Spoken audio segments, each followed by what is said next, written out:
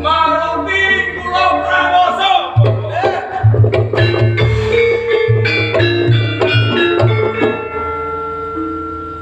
Lho kuwi karepmu kuwi kepiye to, Nger? Kudu sepane. Nggih. Ayo Maruti.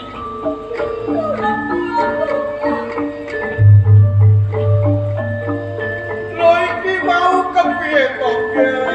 Ayo Maruti. Kok ana kedadian sing kaya ngene?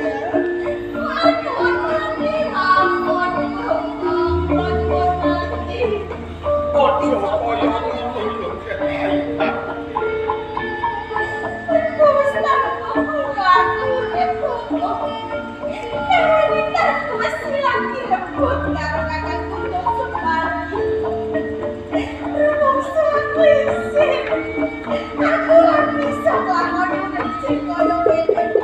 Ayo Maruti. Perkara iki bakal rapuske. Perkara kudu parang sing rawoso karo.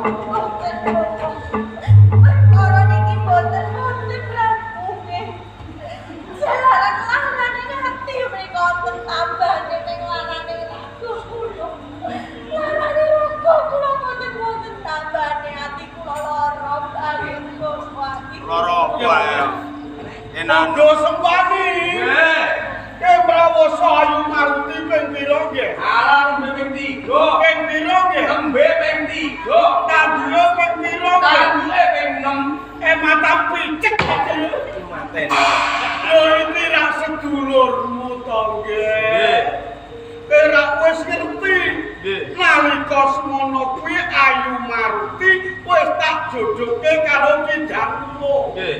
Lho kok nganti mabuk prawoso kuwi karepmu piye? Apa kowe kepengin kudu tanggung jawab perkarane Ayu Maruti sing nggo prawoso? Lho nek tanggung jawab kula sago bapak tanggung jawab. Kula sago tanggung jawab. Nah, Nggih. Ger Ayu Alanang.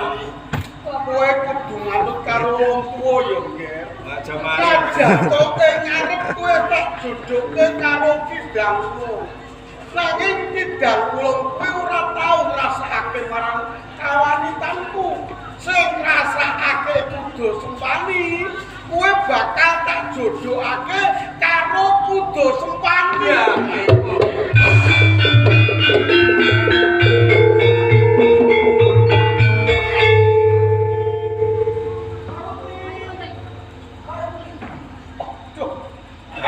Jamal Gerawan teko. Iki sing marahi kowe. Untuk kula tanggung jawab. Dan orang bisa cedak karo aku kakak.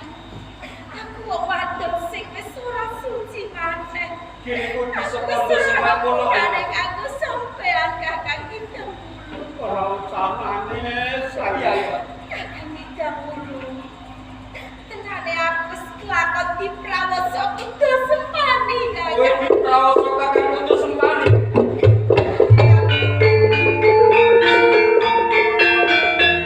Malah kapur aku wis dijodohake karo kakak kudu sempani. Kowe wis dijodohke karo kakek kudu sempani Ayu Mati.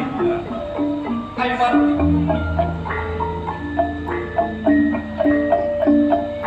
Kowe iki wong wadon. Kowe uga sinapa lain pelorogo saben dina karo aku Ayu Mati. Yen kowe bisa njogo panggonmu mesti wae ora bakal ana wong lanang sing bisa jamaah kawanitanmu Ayu Mati. Kakak kita mulu. Nggih. Opo aku kakak. Aku iki wong wadon. Aku ra duweni dulu kekuatan apa kanggo ngelawan karo kakak kudu sempani. Aku dipaksa kakak. Arti. Jero banget anggun kuduane rasa seneng karo kowe. Kanthi arep sumpah sajroning atiku. Pokoke aku duweni rasa seneng karo kowe Ayu Mati. Nek pungkasane apa? Wis cabar dina iki anggun kuduane gayuan pengen kudulan kowe Ayu Mati. Yo. Bebasan kowe iki sego beras sing wis kecampuran krikil. Bener kowe iki dina dipangan nanging ora bisa nyipta rasa Ayu Maruti. Idang ulung, kowe aja nyalahke anakku Ayu Maruti. Ayu Maruti kuwi pawakan wong wadon. Wong wadon kuwi ringkih, dawa rambute nanging cekak nalarne tipis marang panggraitane yo. Lah mula saka kuwi yo.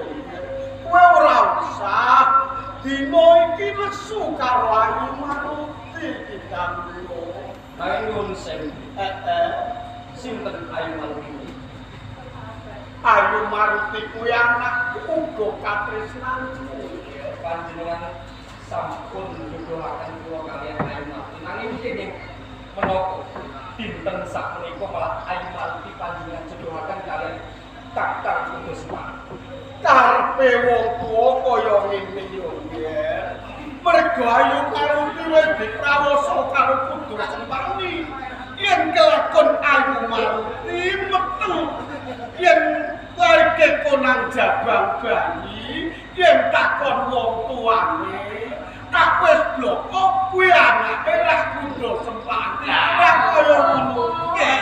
Dadi sampeyan pawadane jodohake aku lan Kudu Sempani kok jalaran aku wis diprawoso. Iya, nggih. Ya kuwi salah sampeyan Kakang Damono. Ayu Maruti. Lha wong aku bendina iki ya cedhak karo sampeyan. Bendina aku cedhak karo kowe. Ngalor ngidul karo sampeyan. Kowe kok malah luput. Lah kok aku ra ndang prawoso. Lah men aku dijodohke karo sampeyan. Ya kok bener kowe sing bodoh ke aku. Ayo. Lah wong ana enak-enak bendina kok dijarke. Mergo aku njogo katresnanku. Ayu Maruti. Yo. Kakang Kudu Sempani. Apa lho? Wis ora apa-apa. Ayo. Senajan dina iki Bopo wis kondo. Yen Ayu Maruti dijodohke lan Iya. Kakang Kudu Sempani. Apa? Aku bakal melekan kowe, Kang. Apa waliye? Besok kapan yen aku krungu loro akune Ayu Maruti musuhmu Idang Ulung.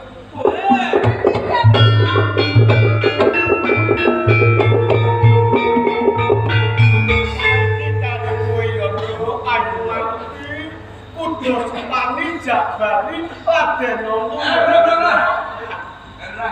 Aku jak bali kowe, Ya. ngladeni kowe. Ya. Lho.